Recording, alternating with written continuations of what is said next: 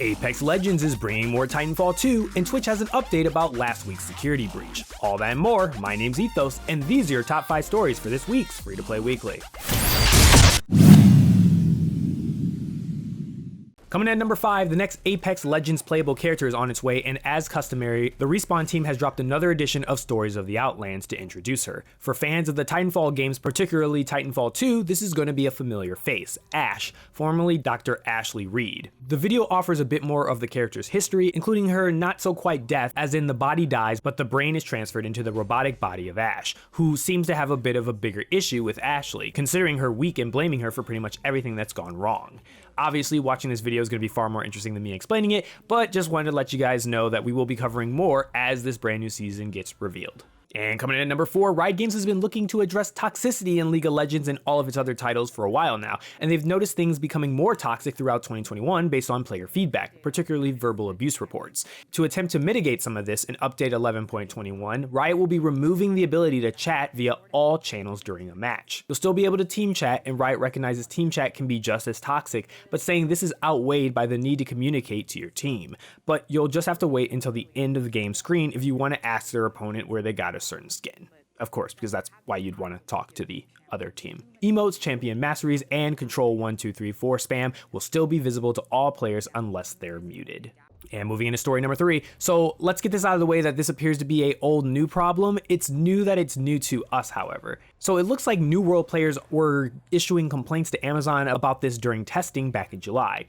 And currently reports are that New World players are manipulating the game's reporting system to have their enemies banned from the game for 24 hours prior to a war event. Obviously, the goal here would be to call the numbers of the opposing faction before they have a chance of entering the battlefield and more or less securing your faction's win more easily. Of course, with the faction balance now panned out on some of the servers, some may consider this balancing the playing field. That said, whatever the reason behind it, it's still manipulating the system that was not intended for that purpose. The system is believed to be an auto-ban mechanism that kicks off if a player gets reported enough times. According to a report from PC Gamer, players have been complaining about this on Reddit and New World forums about losing previously won territories to these bans. One person even said that half of their company, 50 out of 100, had been banned due to false reports. Unfortunately, players aren't getting the clearest response from Amazon regarding the issues. Some community and customer service staff have responded with indications that 24-hour bans are in fact automatic bans that result from players hitting a report threshold, while others state that in fact every report is viewed by an actual human. In some cases, moderators are refuting each other directly. It's right now currently a huge mess.